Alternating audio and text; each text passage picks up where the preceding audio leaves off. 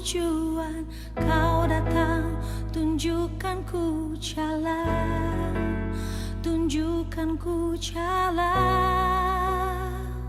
Terima kasih buat cintamu yang tanpa batas.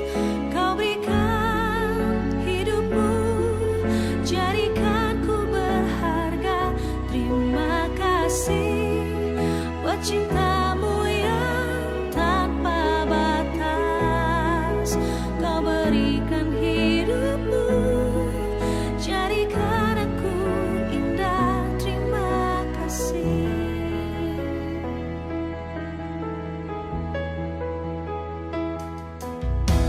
Saat tak ada harapan, kau datang beriku harapan.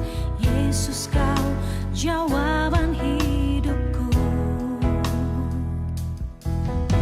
Saat tak ada tujuan, kau datang, tunjukkan ku jalan, tunjukkan ku jalan.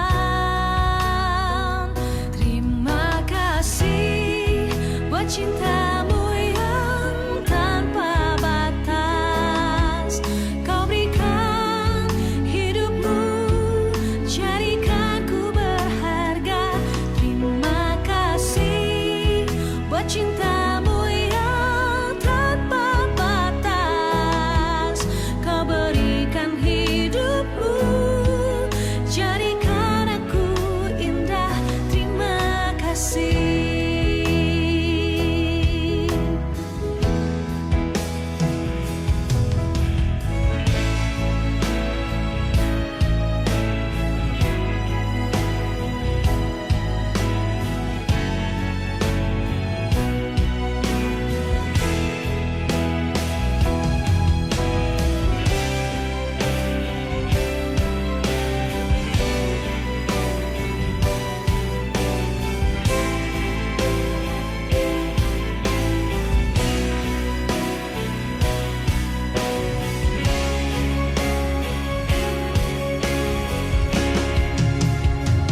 Terima kasih buat cintamu yang tanpa batas. Kau berikan hidupmu, jadikan ku berharga. Terima kasih buat cintamu yang tanpa batas. Kau berikan hidupmu, jadikan aku indah. Terima kasih.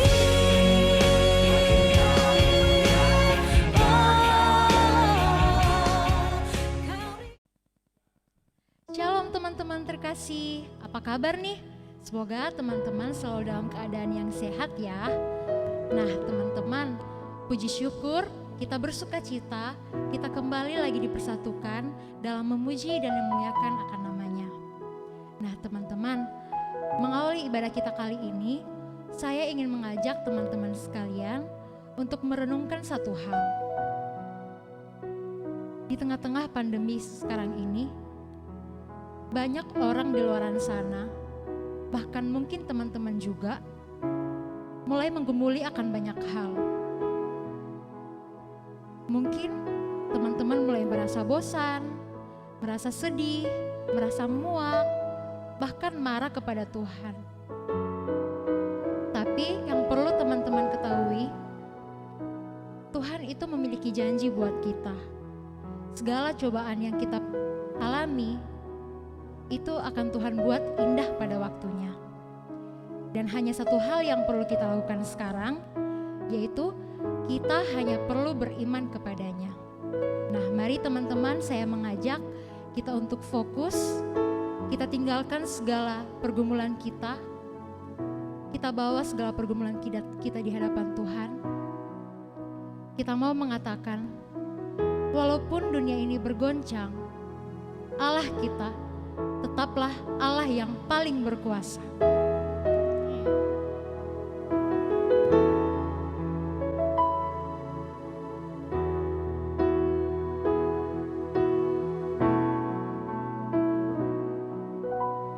Betapa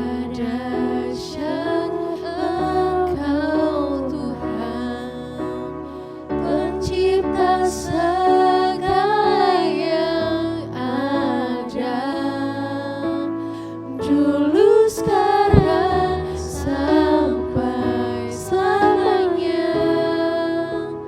Hanya Engkau Tuhan, tak terselami pikiranku, tak terukur panjang setiamu. Dulu sekarang sampai selamanya. Hanya Engkau Tuhan, ku sembah Engkau Yesus. Hanya Engkau Allah di hidupku, tiada yang lain. Hanya Engkau Tuhan, selamanya Kau tetap Allah, walau dunia semua bergoncang, tak tergoyahkan Kau tetap Allah.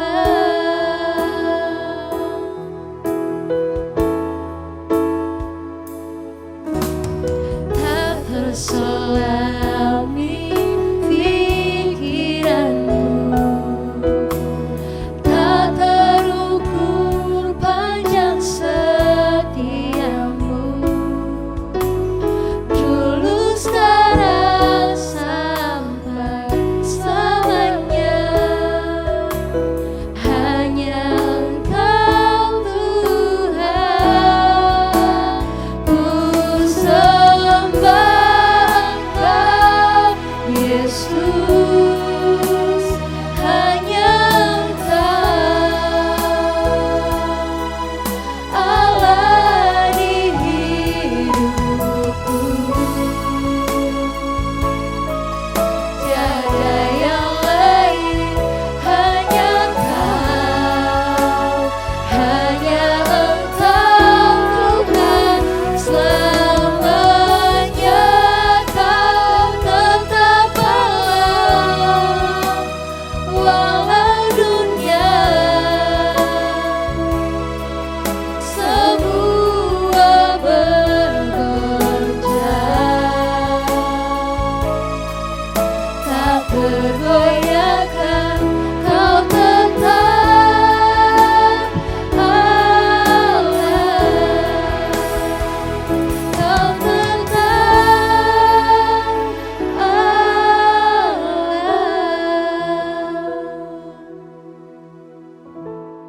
Kita bersyukur kita memiliki Allah yang begitu luar biasa. Kita bersyukur kita memiliki Allah yang sayang kepada kita. Kita bersyukur kita memiliki Allah yang ketika Dia berjanji, Dia tidak sekedar berjanji, namun Dia mampu menyatakan segala janjinya tepat pada waktunya. Untuk itu teman-teman, kita harus senantiasa setia kepadanya. Lagu ini berkata, andaikan ku harus memilih. Tapi satu hal yang perlu teman-teman ketahui, bukan kita yang memilih Allah, tetapi Allah lah yang lebih dulu memilih kita. Dan satu hal yang perlu teman-teman ingat, seberat apapun salib yang kita pikul, kasih setia Tuhan tidak akan pernah meninggalkan kita.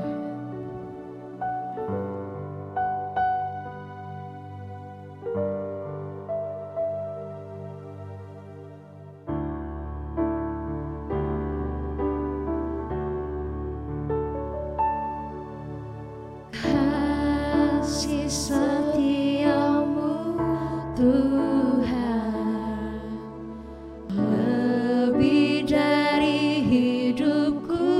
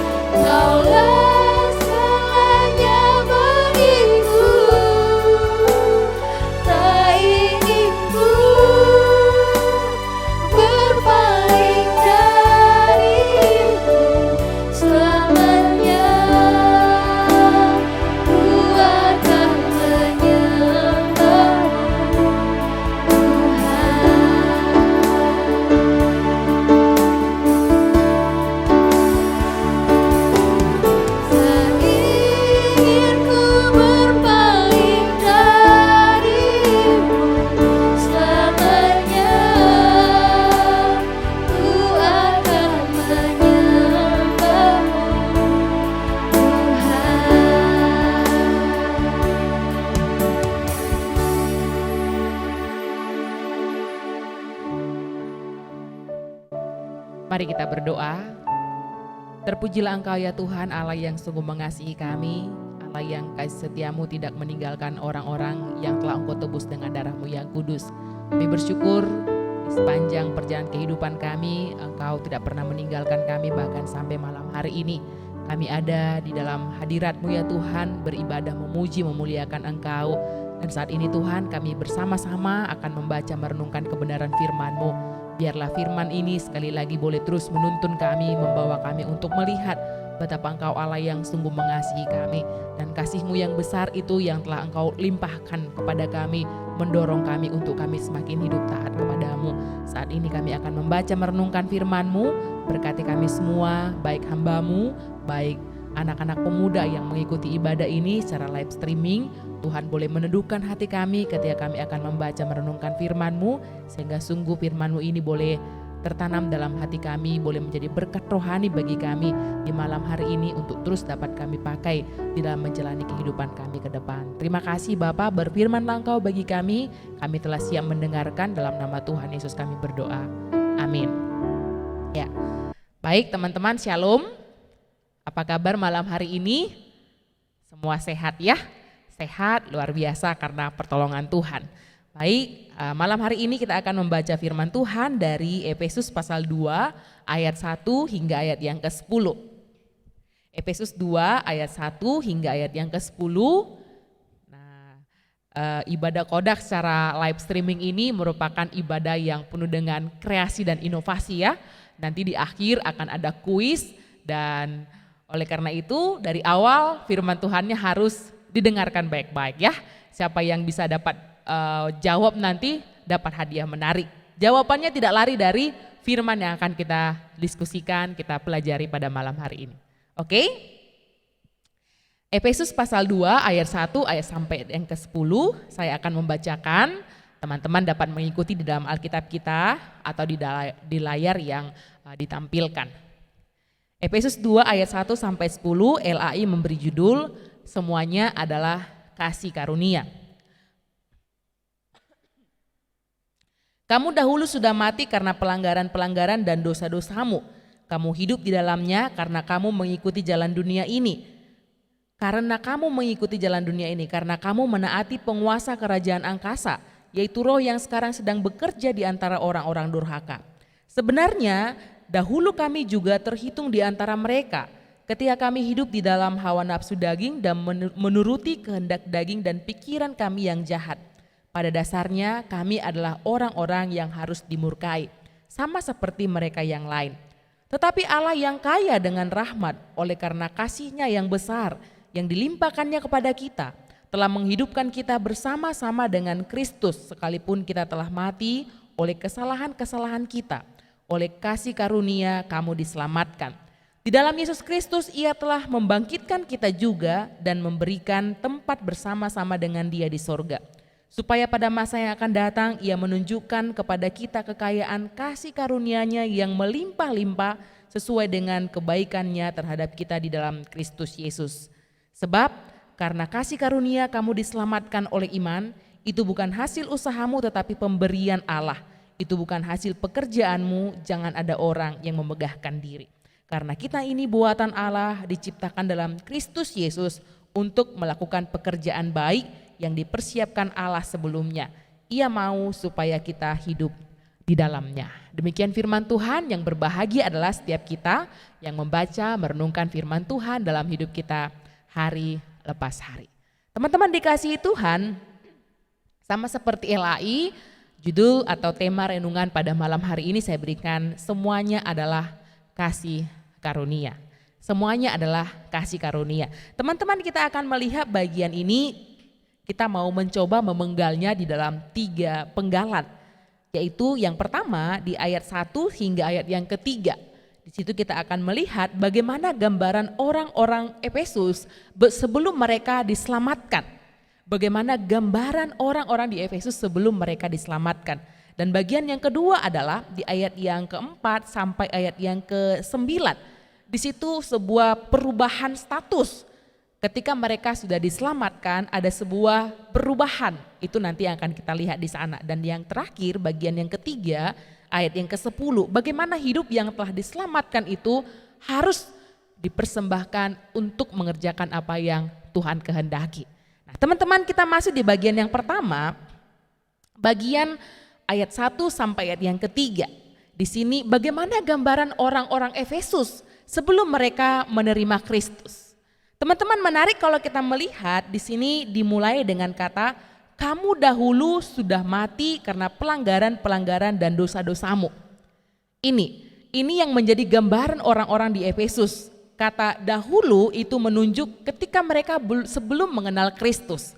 Dikatakan mereka adalah orang-orang yang sudah mati. Mati karena pelanggaran-pelanggaran, mati karena dosa-dosa mereka. Nah, teman-teman, di sini menarik kita melihat bahwa Paulus mengatakan bukan hanya orang-orang Efesus. Pada dasarnya dikatakan dia sendiri pun adalah terhitung di antara mereka, yaitu orang-orang yang sudah mati. Orang-orang yang bahkan dikatakan di ayat yang ketiga bagian yang terakhir dikatakan pada dasarnya kami adalah orang-orang yang harus dimukai sama seperti mereka juga yang lain. Jadi di sini Paulus membawa orang-orang Efesus untuk melihat status mereka, bahkan Paulus juga di dalamnya sebelum mereka mengenal Kristus adalah orang-orang yang sudah mati. Orang-orang yang sudah mati secara rohani. Kelihatan mereka memang masih hidup secara fisik melaksanakan segala aktivitas mereka, tetapi pada dasarnya mereka adalah orang-orang yang sudah mati. Bahkan yang menjadi ending akhir hidup mereka adalah di ayat yang ketiga itu, orang-orang yang harus dimurkai. Teman-teman yang dikasihi Tuhan, pemuda-pemuda yang dikasihi Tuhan, di sini kita melihat konsekuensi daripada dosa, konsekuensi daripada kehidupan yang lama, kehidupan yang sebelum di dalam Kristus. Kalau kita melihat di dalam Roma 6 ayat 23a, di situ dijelaskan bahwa upah dosa ialah maut. Jadi kehidupan mereka adalah kehidupan yang sudah mati dan akan berakhir kepada maut, yaitu kematian yang kekal. Nah, itu teman-teman yang kita lihat di ayat 1 sampai ayat yang ketiga, Paulus membawa orang-orang di Efesus untuk melihat bagaimana gambaran hidup mereka sebelum di dalam Kristus. Nah, yang kedua, mari kita melihat di dalam bagian ini bagaimana kehidupan mereka setelah diselamatkan. Ada sebuah perubahan. Teman-teman, kalau kita melihat di ayat yang keempat, dimulai dengan kata tetapi. Paulus mereka untuk membawa untuk melihat kamu dahulu orang-orang yang sudah mati, kamu dahulu orang-orang yang harus dimurkai. Kemudian di ayat yang keempat dikatakan tetapi berarti ada sebuah peralihan. Bagaimana gambaran mereka? Tetapi Allah yang kaya dengan rahmat oleh karena kasih-Nya yang besar yang dilimpahkannya kepada kita, ayat yang kelima, telah menghidupkan kita bersama-sama dengan Kristus. Allah telah menghidupkan kita bersama-sama dengan Kristus. Ayat 5 dikatakan, sekalipun kita telah mati oleh karena kesalahan-kesalahan kita.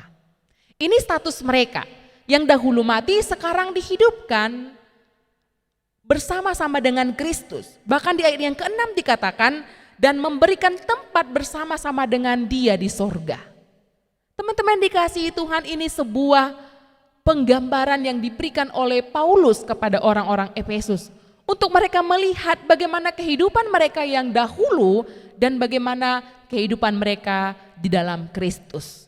Orang-orang yang sudah mati, orang-orang yang harus dimurkai, mereka dihidupkan, bahkan diberikan tempat di sorga. Satu perubahan status yang dahulu mati, dihidupkan dan diberikan tempat bersama-sama dengan Allah di sorga. Nah, teman-teman dikasihi Tuhan, menarik kalau kita perhatikan bagaimana hal ini bisa terjadi. Menarik kalau kita perhatikan bagaimana Paulus secara intens menggambarkan tentang perubahan itu. Bagaimana perubahan itu bisa terjadi. Teman-teman, menarik kita lihat di ayat yang keempat, ayat yang ke-8 dan ayat yang ke-9. Di situ ada kalimat-kalimat yang sungguh indah luar biasa yang kita bisa renungkan pada malam hari ini. Dikatakan di ayat yang keempat, tetapi Allah yang kaya dengan rahmat, oleh karena kasih-Nya yang besar, yang dilimpahkannya kepada kita.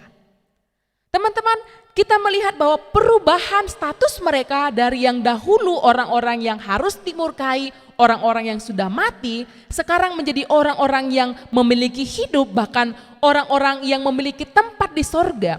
Itu terjadi bukan karena diri mereka sendiri, tetapi dikatakan ayat yang keempat, tetapi karena Allah yang kaya dengan rahmat, karena kasih-Nya yang besar. Dua kata ini satu bagian yang sebenarnya menekankan poin yang sama, yaitu Allah yang kaya dengan rahmat, karena kasih-Nya yang besar, yang dilimpahkannya. Bapak Ibu, menarik kalau kita melihat di ayat yang ke-8 dan ayat yang ke-9, Paulus mengulangi kembali. Arti yang sama dapat juga kita temukan di ayat yang ke-8 dan ayat yang ke-9, dikatakan, sebab karena kasih karunia kamu diselamatkan oleh iman, bukan karena hasil usahamu tetapi pemberian Allah. Bukan karena hasil sesuatu yang kamu lakukan tetapi sesuatu yang dikaruniakan oleh Allah. Teman-teman, kalau kita melihat di dalam bagian ini, sungguh Paulus membawa mereka untuk melihat anugerah Tuhan yang begitu besar. Anugerah Tuhan yang begitu berlimpah. LAI memberikan judul di dalam perikop tadi adalah semuanya adalah kasih karunia. Kata semuanya di sini menunjukkan kepada semua perubahan itu bisa terjadi. Hidup kalian yang dahulu mati bisa dihidupkan kembali. Orang-orang yang harusnya dimurkai tetapi mendapat tempat di sorga bersama-sama dengan Allah. Itu terjadi karena Allah yang kaya dengan rahmat, oleh karena kasih-Nya yang besar, oleh karena anugerah-Nya. Bapak Ibu yang dikasihi Tuhan, di dalam Alkitab kita menemukan karena sungguh hanya karena anugerah semata. Tidak ada seorang pun yang layak untuk diselamatkan. Kenapa? Karena semua orang telah berbuat dosa dan telah kehilangan kemuliaan Allah. Di dalam Roma pasal yang ketiga ayat 10 sampai ayat yang ke-11, di sini menggambarkan ketidakberdayaan manusia untuk dapat menggapai Allah. Roma pasal 3 ayat 10 hingga ayat yang ke-11 saya bacakan. Tidak ada yang benar seorang pun tidak. Tidak ada seorang pun yang berakal budi. Tidak ada seorang pun yang mencari Allah. Ini gambaran manusia ketika sudah jatuh di dalam dosa. Tidak ada yang mencari Allah. Kalau kita melihat di dalam kisah kejadian ketika Adam dan Hawa jatuh, kalau kita membaca kisah selanjutnya dikatakan kejahatan semakin besar di bumi. Kejahatan manusia itu semakin bertambah-tambah. Tidak ada yang mencari Allah. Seorang pun tidak. Bapak Ibu, Paulus membawa mereka untuk melihat perubahan itu terjadi adalah karena kasih karunia Allah. Karena Allah yang kaya dengan rahmat, kasih-Nya yang besar yang dilimpahkannya kepada kita. Bapak Ibu yang dikasihi Tuhan, satu ayat favorit saya kalau membacakan berita anugerah Allah, 1 Yohanes 4 ayat 9 sampai ayat yang ke-10. Di situ dikatakan bukan kita yang mengasihi Allah, tetapi Allah yang mengasihi kita. Kasih karunia itu datang dari Allah, bukan manusia yang mengasihi Allah. Kenapa? Karena pada dasarnya manusia adalah orang-orang yang sudah mati secara rohani. Mati secara rohani digambarkan mereka tidak lagi mencari Allah. Kecenderungan hatinya adalah memberontak kepada Allah. Tidak mungkin mereka mampu mencapai Allah. Tetapi dikatakan 1 Yohanes 4 ayat 10 dikatakan bukan kita yang mengasihi Allah tetapi Allah yang mengasihi kita. Allah yang telah mencari kita, Allah yang telah datang ke dalam dunia menyelamatkan setiap orang-orang yang mau percaya kepadanya. Bapak Ibu yang dikasihi Tuhan, status perubahan status daripada orang-orang di Efesus terjadi dari kasih Allah yang besar. Mereka pada dasarnya adalah orang-orang yang mati, orang-orang yang harus dimurkai. Bapak Ibu yang dikasihi Tuhan, mungkin lebih gampang kalau kita mau membayangkan ketika kita berhadapan mungkin melayat, ada jenazah di hadapan kita, gambaran orang-orang yang sudah mati secara rohani kurang lebih seperti itu. 1 jam, 2 jam mungkin kita berada di sana di rumah duka, kita mulai merasa haus. 3 jam, 4 jam kita mulai merasa lapar. Kemudian kita mau makan, kita tanya kepada jenazahnya itu, kamu tidak mau makan? Itu sesuatu pertanyaan yang konyol. Kenapa? Karena ketika dia mati, dia tidak ada lagi rasa lapar, tidak ada lagi rasa haus, tidak ada rasa apa-apa. Karena dia sudah mati, tidak memiliki satupun kerinduan untuk makan, minum, dan lain sebagainya. Tidak ada satu kemampuan untuk merasakan sesuatu. Nah Bapak Ibu, demikian digambarkan. Orang-orang Efesus adalah orang-orang yang sudah mati. Mati dan tidak akan mungkin dapat menggapai Allah. Oleh karena itulah Paulus dikatakan di ayat yang keempat itu, Paulus mengatakan, tetapi Allah yang kaya dengan rahmat, oleh karena kasihnya yang besar, yang dilimpahkannya. Bapak Ibu, perubahan itu, perubahan status yang dahulu mereka orang-orang yang sudah mati, orang-orang yang harus dimurkai, berubah menjadi orang-orang yang memiliki hidup, bahkan memiliki tempat di surga adalah karena kasih karunia. Karena kasih karunia Allah yang begitu besar yang dilimpahkannya. Bapak Ibu, ada kisah tentang seorang pemuda yang melakukan sebuah kejahatan yang sangat luar biasa. Dia meninggalkan rumahnya dengan satu kerinduan supaya dia bisa hidup bebas. Dia hidup jauh dari orang tuanya dan dia hidup di dalam dosa-dosa yang membuat dia semakin hari semakin terpuruk. Sampai pada satu titik dia menyadari betapa terpuruknya dia, betapa hampanya hidupnya. Dia berbuat dosa, dia berbuat sesuka yang disukai hatinya. Kemudian satu malam dia teringat kepada ayahnya, kepada papanya.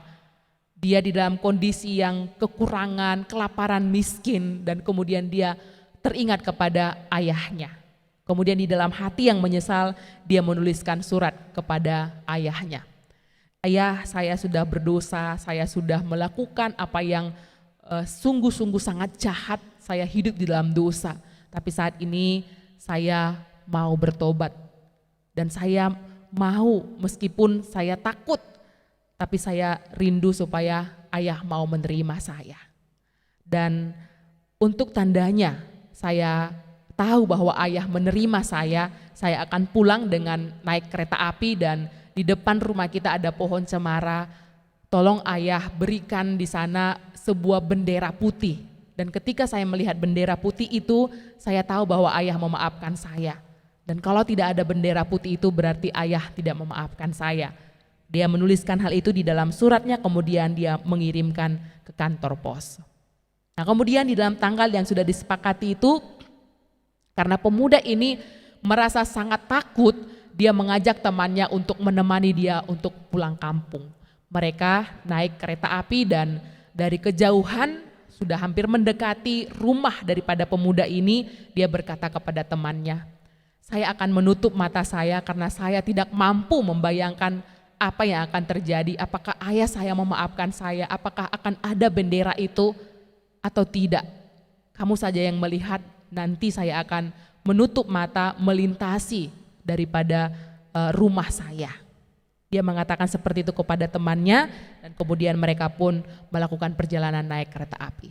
Di dalam perjalanan itu dia begitu gelisah, begitu was-was apakah ayahnya akan menerima dia. Nah mendekati rumah daripada pemuda ini, kemudian dia menutup mata dan dia menyuruh temannya untuk melihat apakah ada bendera berwarna putih itu. Dia menutup matanya sampai beberapa saat kereta itu melintasi rumah daripada pemuda ini. Kemudian dia membuka matanya, dia bertanya, apakah ayah saya memaafkan saya? Kemudian temannya itu berkata, saya tidak melihat satu bendera putih di pohon cemara itu. Saya tidak melihatnya, tetapi yang saya lihat adalah pohon cemara itu dibungkus secara keseluruhan dengan kain yang berwarna putih. Pohon cemara itu dibungkus secara tertutup, bukan hanya selembar kain putih tetapi dibungkus dengan kain putih. Kemudian pemuda itu menangis. Dia menangis dan dia sangat terharu. Dia kemudian melanjutkan perjalanannya. Dia pergi ke rumahnya, dia berlari-lari mendapatkan ayahnya. Kemudian dia memeluk ayahnya. Teman-teman yang dikasihi Tuhan, kisah ini membawa kita untuk melihat Betapa besarnya pengampunan daripada sang ayah tadi. Anaknya meminta, ayah berikanlah satu tanda, satu bendera putih di pohon cemara itu untuk saya bisa melihat bahwa ayah mengampuni saya. Tetapi sang ayah menutup bungkus pohon cemara itu dengan kain putih, menunjukkan betapa dia mengasihi anaknya sekalipun dia sudah berdosa. Teman-teman dikasihi Tuhan, gambaran kasih Allah yang begitu besar itulah yang juga diungkapkan oleh Paulus kepada orang-orang di Efesus. Kamu dahulu adalah orang-orang yang sudah mati. Kamu adalah orang-orang yang harus dimurkai. Tetapi karena kasih Allah yang besar, oleh karena rahmatnya yang dilimpahkannya, kamu memperoleh hidup kembali. Kamu memperoleh tempat di sorga. Sebuah jaminan yang pasti. Teman-teman yang dikasihi Tuhan, bagaimana itu terjadi? Itu terjadi karena kasih Allah yang besar. Karena pengorbanan Kristus di atas kayu salib untuk menebus dosa-dosa manusia. Itu bagian yang kedua yang kita lihat teman-teman. Kemudian yang terakhir di dalam bagian ini adalah ketika Paulus telah membawa mereka melihat kehidupan mereka yang lama, melihat kehidupan mereka di dalam pengorbanan Kristus. Paulus kemudian membawa mereka untuk mencapai satu tujuan di dalam kehidupan mereka. Di ayat yang ke-10 dikatakan, karena kita ini buatan Allah, diciptakan dalam Kristus Yesus untuk melakukan pekerjaan baik yang dipersiapkan Allah sebelumnya. Ia mau supaya kita hidup di dalamnya. Paulus membawa mereka untuk memakai kehidupan mereka bukan lagi untuk hidup di dalam dosa, bukan lagi untuk hidup di dalam kenikmatan dunia ini, tetapi dikatakan untuk melakukan pekerjaan baik. Ia mau, Allah mau supaya kita hidup di dalamnya. Hidup di dalam mengerjakan pekerjaan baik itu. Teman-teman yang dikasihi Tuhan, ketika kita merenungkan kasih Allah yang begitu besar, tidak ada hal yang dapat kita lakukan untuk membalas itu selain daripada kita hidup memuliakan Dia. Kita hidup melakukan apa yang menjadi kehendaknya. Di tengah-tengah seluruh aspek kehidupan kita, dalam masa muda kita, entah kita yang masih studi, kita kerjakan studi kita dengan sungguh-sungguh untuk kemuliaan Tuhan. Ketika kita sudah bekerja, kita kerjakan yang terbaik demi kemuliaan nama Tuhan. Demi satu rasa syukur karena kehidupan kita yang lama, kehidupan kita yang harus dimurkai, telah ditebus oleh Kristus. Dan dikatakan, hiduplah untuk melakukan pekerjaan baik yang Tuhan inginkan. Teman-teman yang dikasihi Tuhan, dalam perjalanan kehidupan kita begitu besar anugerah Tuhan. Begitu besar pengorbanan Kristus dan Tuhan mau kita meresponinya dengan hidup memuliakan Dia. Hidup melakukan apa yang menjadi kehendaknya. Tetapi yang menjadi pertanyaan adalah ketika kita sedang berjuang, ketika kita sedang berusaha, kadang-kadang kita kalah, kita jatuh bangun, kita naik turun di dalam kehidupan kita. Teman-teman menarik kalau kita memperhatikan di ayat yang kedua. Ada satu bagian di situ dikatakan, kamu hidup di dalamnya karena kamu mengikuti jalan dunia ini, karena kamu mengikuti penguasa kerajaan angkasa yaitu roh yang sekarang sedang bekerja di antara orang-orang durhaka. Paulus menekankan kepada orang-orang di Efesus bahwa roh-roh jahat yaitu setan, iblis yang sekarang sedang bekerja. Kata sekarang di situ berarti iblis itu nggak pernah berhenti untuk menggoda setiap anak-anak Tuhan. Teman-teman, kebenaran ini membawa kita juga untuk senantiasa waspada bahwa iblis itu nggak pernah berhenti untuk menggoda anak-anak Tuhan ketika kita mau belajar hidup taat kepadanya. Satu ayat dalam 1 Petrus 5 ayat yang ke-8 membawa kita untuk menyadari hal ini. 1 Petrus 5 ayat yang ke-8 saya bacakan buat kita. Dikatakan, sadarlah dan berjaga-jagalah, lawanmu si iblis berjalan keliling sama seperti singa yang mengaum-ngaum dan mencari orang yang dapat ditelannya. Teman-teman menarik 1 Petrus 5 ayat 3, pertama dikatakan sadarlah. Kenapa perlu untuk menyadari bahwa kita sedang bertarung dengan iblis? Ada orang yang merasa saya ini sudah ditebus, sudah diselamatkan oleh Kristus, saya memiliki jalan tol di depan sana. Tidak ada lagi yang mengganggu, tidak ada lagi yang menggoda saya. Rasul Petrus membawa kepada orang-orang percaya yang ada di perantauan, yang pertama sadarlah bahwa iblis itu gak pernah tinggal diam. Ketika kata sadar dikatakan berjaga-jagalah. Sadarlah dan berjaga-jagalah. Teman-teman yang dikasihi Tuhan, kita gak pernah akan bisa mengalahkan iblis. Iblis itu licik, iblis itu memiliki trik-trik tertentu untuk menggoda kita. Dia bahkan lebih pintar untuk mencari celah bagaimana kita supaya jatuh, bagaimana supaya kita jauh dari Tuhan. Rasul Petrus mengatakan sadarlah dan berjaga-jagalah. Lawanmu si iblis berjalan keliling seperti singa yang mengaum-ngaum mencari orang yang dapat ditelannya. Teman-teman dikasihi Tuhan, kalau kita membaca di dalam perjanjian lama, iblis itu datang kepada Adam dan Hawa berupa ular. Kalau sekarang iblis tidak datang berupa ular. Kalau datang berupa ular pasti kita gampang untuk menangkap ular itu, membunuhnya atau mungkin membuangnya ke dalam kebun binatang. Tapi iblis datang berupa banyak hal.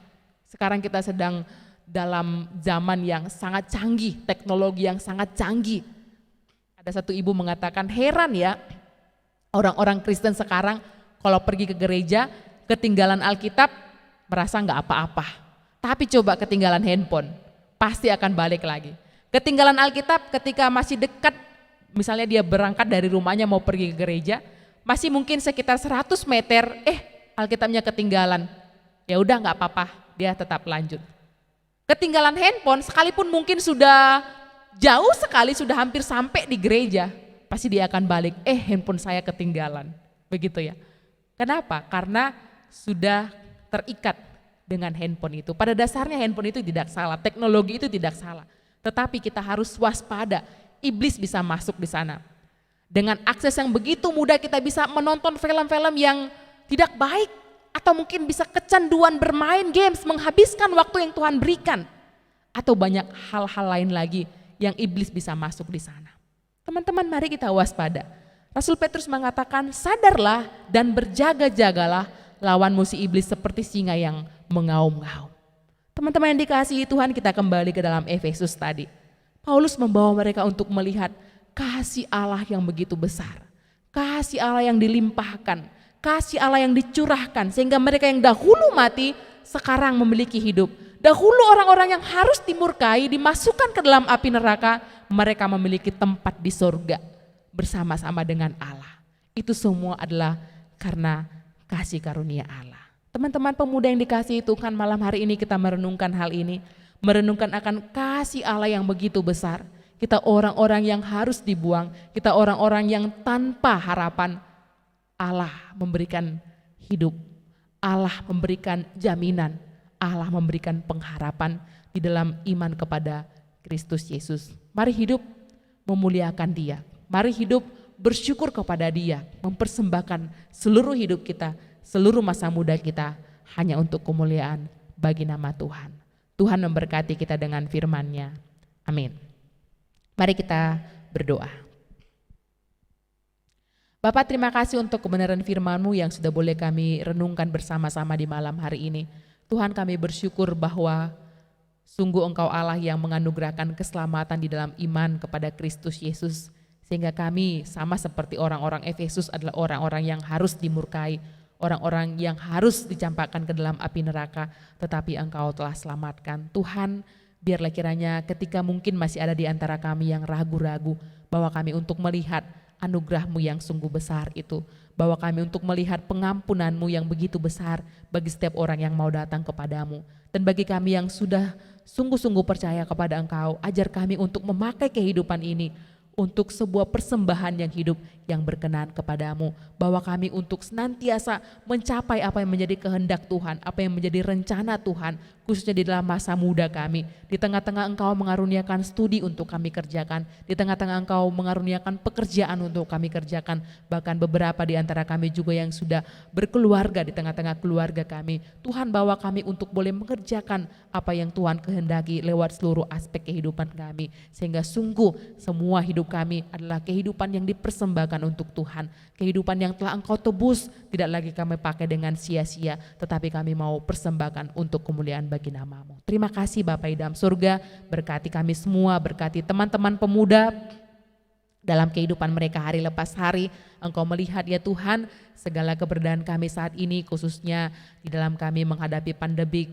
virus corona. Kami tidak bisa melakukan banyak aktivitas termasuk di sekolah, termasuk beribadah, tetapi biarlah kiranya Tuhan Engkau Allah yang terus menyertai kami. Engkau memberikan perlindungan-Mu, menjauhkan dari segala mara bahaya, menjauhkan dari bahkan virus corona ini. Tuhan Engkau menjauhkan dari kami, perlindungan-Mu yang sempurna Engkau nyatakan. Berkati teman-teman pemuda di dalam masa studi mereka, Tuhan memberikan ketekunan, memberikan satu kerinduan dalam hati mereka untuk mempersembahkan yang terbaik lewat studi mereka. Teman-teman yang sudah bekerja, berusaha dalam usaha pekerjaan mereka hari lepas hari, Tuhan juga yang memberkati. Ingatkan kami semua bahwa sungguh semua itu kami persembahkan sebagai ungkapan syukur kami karena Engkau telah menebus, menyelamatkan kehidupan kami. Terima kasih Bapa di dalam surga, berkati di dalam pelayanan kompleks pemuda, ibadah-ibadah yang dilakukan setiap hari 2 kali seminggu ya Tuhan, hari Jumat. Biarlah kiranya Tuhan yang memberkati para pengurus yang boleh mengelola pelayanan ini, bahkan pada hari ini semua anak-anak-Mu yang bertugas dalam pelayanan,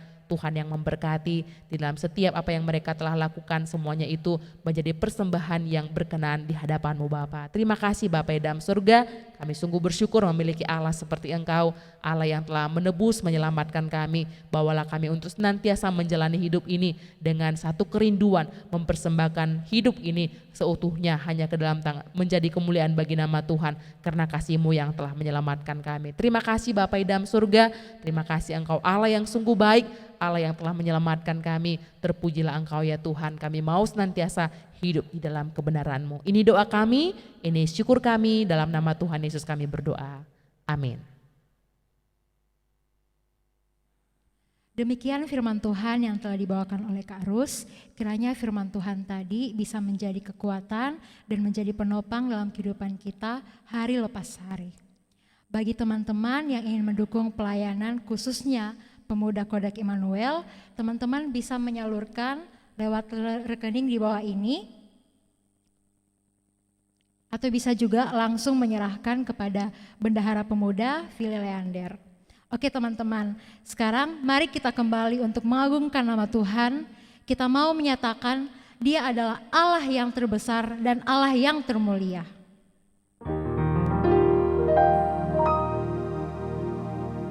Kau terbesar dan mulia, ajaib semua perbuatanmu. Kau terbesar dan mulia, biarlah semua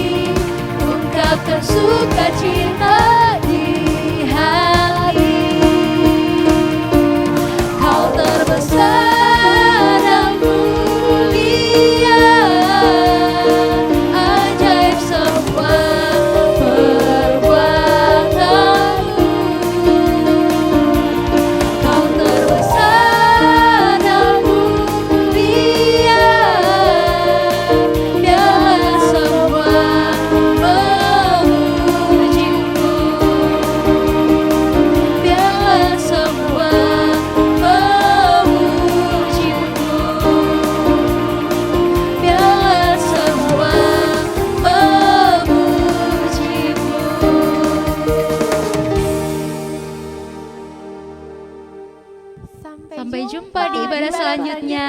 Jaga kesehatan.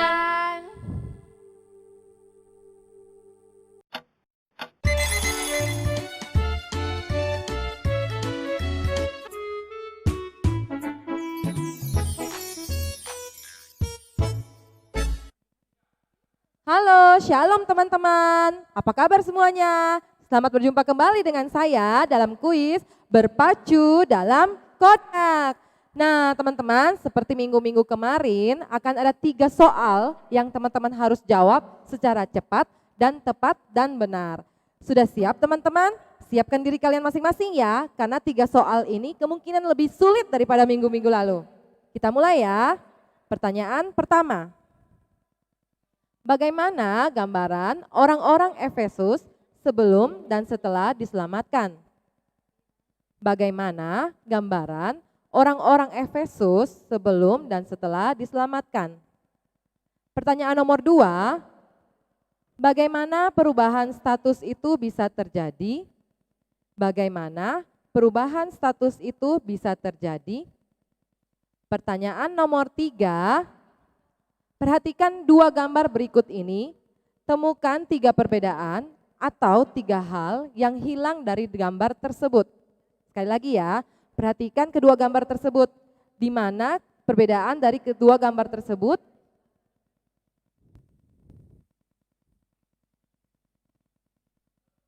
Sudah teman-teman? Sudah berhasil menemukan jawabannya? Oke, teman-teman segera kirim jawabannya ke grup Kodak Immanuel. Jangan lupa teman-teman, bagi yang mau ikut ke dalam grup Kodak tapi belum terdaftar, segera hubungi saya di 0821 3141 3102. Sampai jumpa teman-teman, nanti kita ketemu lagi ya di minggu-minggu depan dalam kuis berpacu dalam Kodak.